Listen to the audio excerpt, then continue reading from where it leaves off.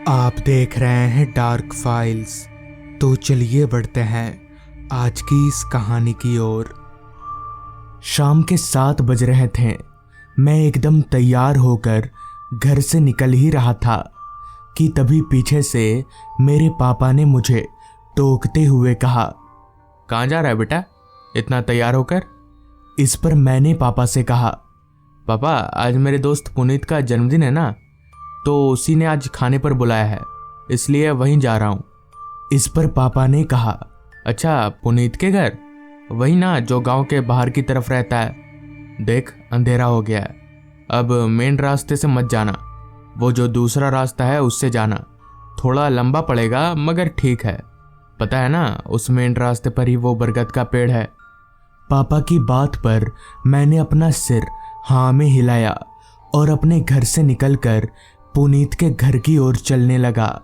दरअसल पापा जिस मेन रास्ते और बरगद के पेड़ की बात कर रहे थे, लोगों का मानना है कि उस बरगद के पेड़ में एक पिशाच का वास है। इसलिए अंधेरा हो जाने के बाद हमारे गांव का कोई भी आदमी उस रास्ते से आना जाना नहीं करता है।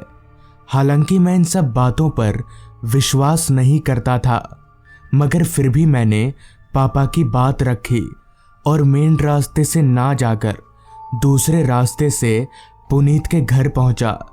पुनीत के घर पर उसका जन्मदिन मनाने के लिए ज्यादा लोग नहीं आए थे, शायद इसलिए क्योंकि उसका घर गांव से काफी दूर था।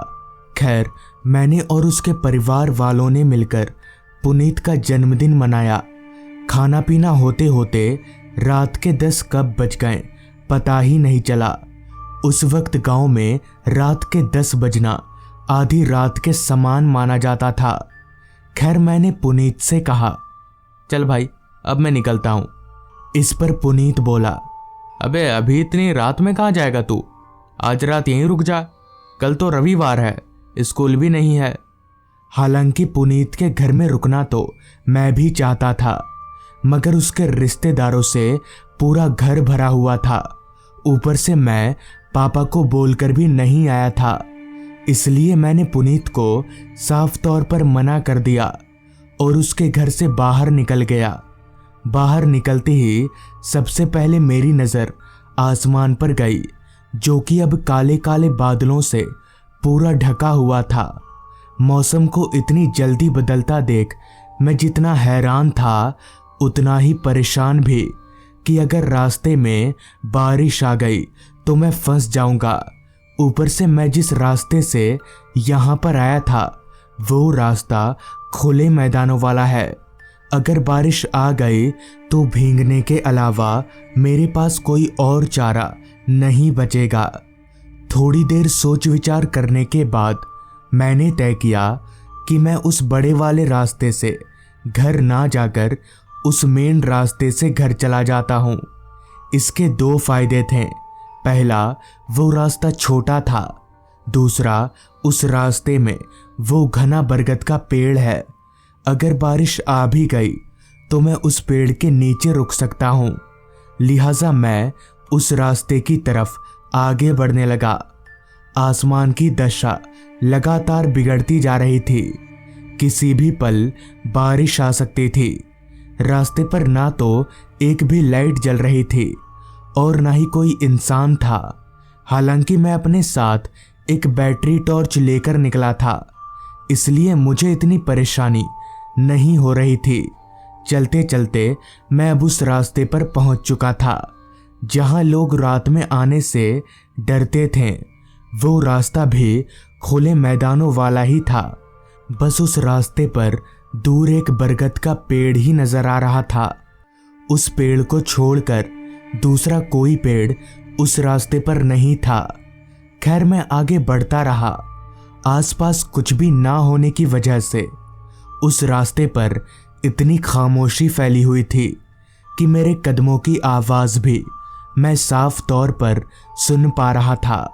मगर तभी बादल गरजने की एक आवाज से उस रास्ते की खामोशी टूट गई और साथ ही साथ बहुत तेज बारिश भी शुरू हो गई। जैसा कि बारिश से बचने के लिए वहां आसपास कोई पेड़ नहीं था, लिहाजा मैं भागकर उसी बरगद के पेड़ के नीचे छिप गया। बारिश बहुत तेजी से बरसे जा रही थी, ऊपर से रात भी काफी हो गई थी। मुझे तो ये सोचकर चिंता हो रहा था कि कहीं पापा मुझे ढूंढते हुए पुनीत के घर ना चले जाएं। खैर मेरे पास दूसरा कोई चारा नहीं था सिवाय उस पेड़ के नीचे खड़े रहकर बारिश रुकने का इंतजार करने के। तो मैंने वही किया, मगर बारिश थी जो रुकने का नाम ही नहीं ले रही थी। रुकना तो दूर, बारिश की रफ्तार हर पल तेज होती जा रही थी।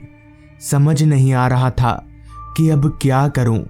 अभी मैं उस पेड़ के नीचे खड़े खड़े बारिश रुकने का इंतजार कर ही रहा था कि तभी एक आवाज ने मेरे कानों में दस्तक दिया। वो आवाज किसी के गुर्राने की थी, जैसे कोई जंगली जानवर गुर्रा रहा हो, मगर मुझे वहां आसपास कोई जंगली जानवर नजर ही नहीं आ रहा था। तो फिर ये गुर्राने की आवाज किसकी है? मैंने उस आवाज को थोड़ा और ध्यान से सुना तो पता चला कि वो आवाज कहीं और से नहीं बल्कि उसी पेड़ के ऊपर से आ रही है जिसके नीचे मैं खड़ा था। डरते डरते मैंने अपनी निगाहें उस पेड़ के ऊपर घुमाई तो मेरी सांसें एकदम से तेज हो गईं, क्योंकि उस पेड़ के ऊपर एक आदमी लटक रहा था। उसकी शक्ल मौत से भी ज्यादा भयानक थी। उसकी आंखें लाल चमक रही थी। मैं समझ गया कि ये कोई इंसान नहीं बल्कि वही पिशाच है जिसके बारे में लोग बात करते हैं। और अब अगर मैं यहाँ रुका तो मारा जाऊंगा, जिस वजह से मैंने वहां से दौड़ लगा दी और बारिश में भीगते भीगते अपने घर पहुंचा।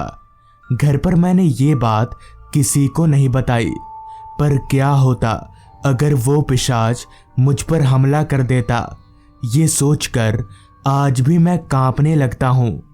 तो दोस्तों, ये थी आज की कहानी। अगर आपको ये कहानी पसंद आई हो तो चैनल को ज़रूर सब्सक्राइब कर लें। तो मैं आपका दोस्त आर्यन जल्द ही मिलूंगा आपसे ऐसी ही एक कहानी के साथ। ट्रेन से उतरने के तुरंत बाद ही मैंने सबसे पहले घड़ी में वक्त देखा। रात के 11:30 बज चुके थे। स्टेशन इतना सुनसान था कि मेरे कदमों की आहट तक को मैं साफ तौर पर सुन पा रहा था। खैर मैं चलकर ट्रेन से थोड़ा दूर गया। पहले तो मैंने सोचा स्टेशन पर ही बैठकर कुछ देर सुस्ताने का, मगर फिर सोचा पहले अपनी मंजिल तक पहुंच जाऊं, फिर आराम से सो ही जाऊंगा। यही सोचकर मैं स्टेशन से बाहर निकलने लगा। स्टेशन से बाहर निकलकर सामने जो नज़ारा था, कहीं ना कहीं वो मेरे जहन में पहले से ही चल रहा था। एक खाली रास्ता और आसपास घना जंगल। उससे भी अजीब बात तो ये थी कि स्टेशन के बाहर कोई खुली दुकान तो दूर, बंद दुकान भी नजर नहीं आ रही थी, जबकि आम तौर पर ऐसा बहुत कम ही मिलता है। खैर गांव का इलाका है, शायद इसलिए ऐसा होगा। यही सोचकर मैं उस खाली रास्ते पर आगे बढ़ने लगा। दरअसल इस गांव का नाम है मंगलपुर। यहाँ मेरे बाप दादाओं की काफ़ी ज़मीनें हैं और बहुत सारे बंगले भी हैं। मंगलपुर गांव में मेरा आज 10 सालों के बाद आना हो रहा है। दरअसल मैं शहर में रहता हूँ, साथ ही मेरा पूरा परिवार भी। मैं कभी कदार अपनी जायदाद वगैरह देखने के लिए यहाँ आ जाता हूँ, मगर पिछले 10 सालों से मेरा यहाँ पर आना ही नहीं हुआ था। बहुत बार मैंने यहाँ की सारी जायदाद बेचने की भी सोची, मगर ये गांव इतना पिछड़ा हुआ है कि यहाँ पर कोई ज़मीन खरीदना ही नहीं चाहता। रात हर पल और ज़्यादा गहराती जा रही थी। मैं चल तो रहा था, मगर कहीं ना कहीं मुझे ये शक भी था कि कहीं मैं गलत रास्ते पर तो नहीं चल रहा। ऊपर से रास्ते पर कोई नजर भी नहीं आ रहा था। मैं एक अंदाजा लगाकर बस चले जा रहा था। रास्ते पर स्ट्रीट लाइट नहीं होगी, ये तो मैं पहले से ही जानता था। इसलिए मैं अपने साथ एक बैटरी टॉर्च लेकर निकला था। टॉर्च की लाइट के सहारे अभी मैं आगे बढ़ ही रहा था कि तभी रास्ते के एक किनारे पर मुझे कोई आदमी खड़ा नजर आया। हालांकि उस वक्त वहां पर उस आदमी को देखकर मुझे खुशी होनी चाहिए थी, मगर पता नहीं क्यों खुश ना होकर मैं हैरान हो गया। भला ये आदमी इतनी रात गए इस सुनसान रास्ते पर क्या कर रहा है। खैर मैं चलकर उस आदमी के पास गया और बोला, भाई साहब, ये दीनानाथ चौधरी की हवेली कहाँ पड़ेगी, आपको पता है क्या? इस पर वो आदमी बोला, दीनानाथ चौधरी की हवेली? हाँ, वो तो मैं जानता हूँ, चलिए मेरे साथ। उस आदमी की बात पर मैं तुरंत राजी हो गया। 10 घंटों तक वो मुझे रास्ता बताए, इससे अच्छा यही होगा कि वो खुद मुझे वहां तक पहुंचा दे। जिसके बाद मैं उस आदमी के साथ साथ आगे बढ़ने लगा। मैं काफी थका हुआ था। एक तो ट्रेन का इतना लंबा सफर, ऊपर से पता नहीं अब कितना चलना पड़ेगा। तभी चलते चलते उस आदमी ने कहा, गांव में पहली बार आ रहे हैं क्या? इस पर मैंने जवाब दिया, जी ऐसा ही कुछ समझ लीजिए, 10 सालों के बाद आ रहा हूँ। इस पर उस आदमी ने कहा, मेरा नाम रामू है और मैं यहीं पास ही में रहता हूँ। इतना कहकर वो आदमी इधर उधर की बातें करने लगा। वो आदमी बहुत ही बातूनी किस्म का था। मैं उसकी बातों का कोई जवाब नहीं दे रहा था, मगर तब भी वो बकबक किए जा रहा था।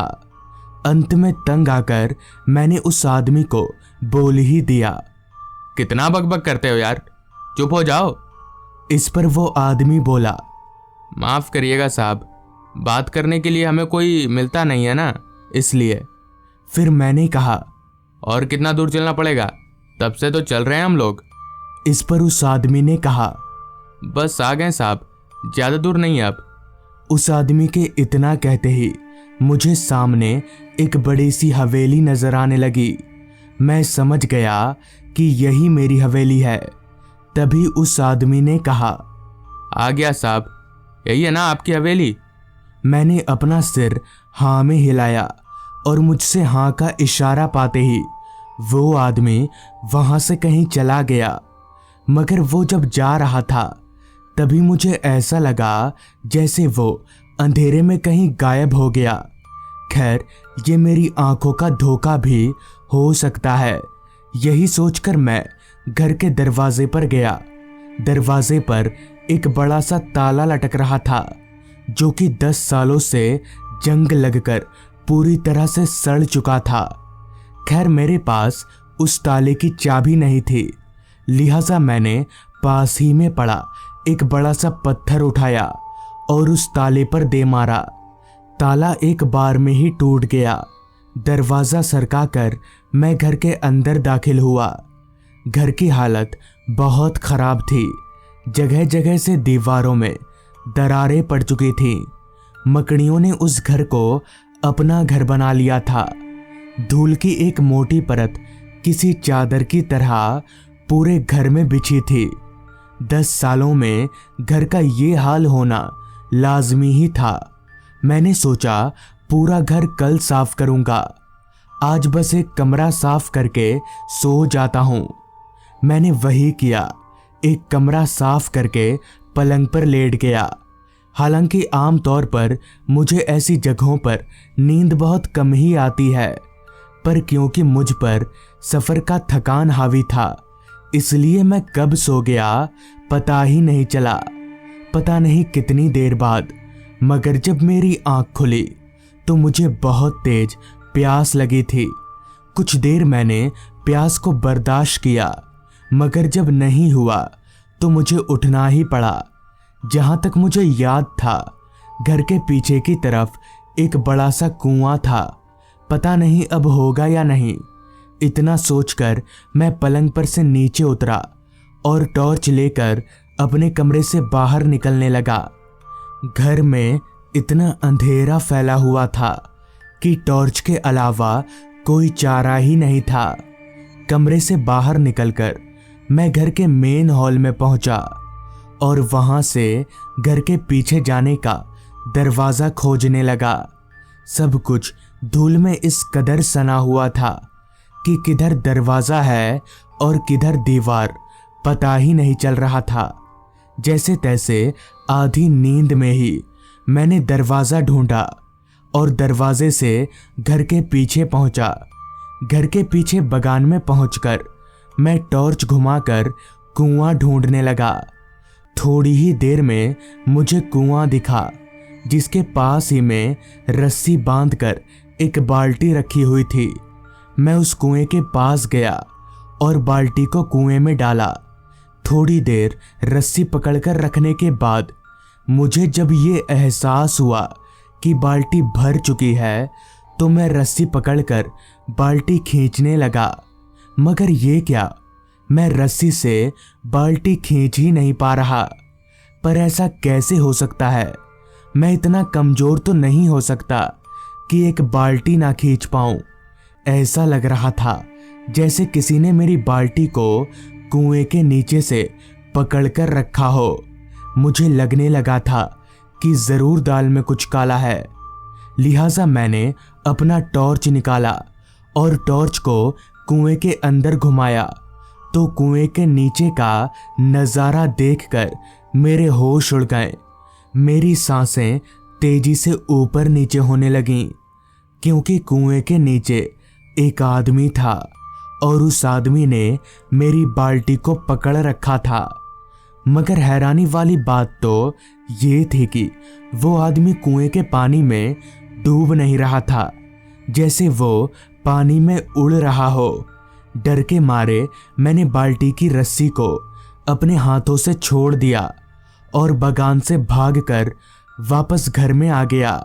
मुझे अभी भी समझ में नहीं आ रहा था कि आखिर ये सब हो क्या रहा है।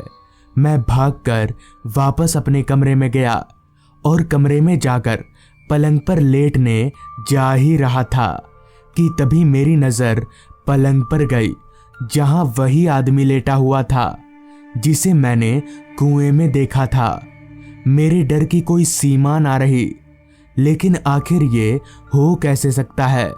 अभी तो ये आदमी कुएं में था, फिर इतनी जल्दी कुएं से निकलकर पलंग पर कैसे आ गया? अब ये तो पक्का था कि ये आदमी भूत है। इसलिए मैं तुरंत उस घर से बाहर निकलकर भागने लगा। भागते भागते मैं बार बार पीछे भी देख रहा था कि कहीं वो आदमी मेरे पीछे तो नहीं आ रहा। मगर ऐसा नहीं था, वो आदमी मेरे पीछे नहीं आ रहा था। भागते भागते मैं सीधे गांव में जाकर ही रुका। वो पूरी रात मैंने गांव में ही गुजार दी। बाद में जब मैंने इस बात का जिक्र एक साधु महाराज से किया तो उन्होंने बताया कि बहुत सालों से अगर कोई घर खाली पड़ा हो, यानी उसमें इंसान का वास ना हो, तो उसमें आत्माओं का वास हो जाता है। उस दिन मैंने अपने घर में पूजा करवाई और अब मैंने गांव के ही एक आदमी को उस घर में रहने के लिए रख लिया है। तो दोस्तों, ये थी आज की कहानी। अगर आपको ये कहानी पसंद आई हो तो चैनल को ज़रूर सब्सक्राइब कर लें। तो मैं आपका दोस्त आर्यन जल्द ही मिलूँगा आपसे ऐसी ही एक कहानी के साथ।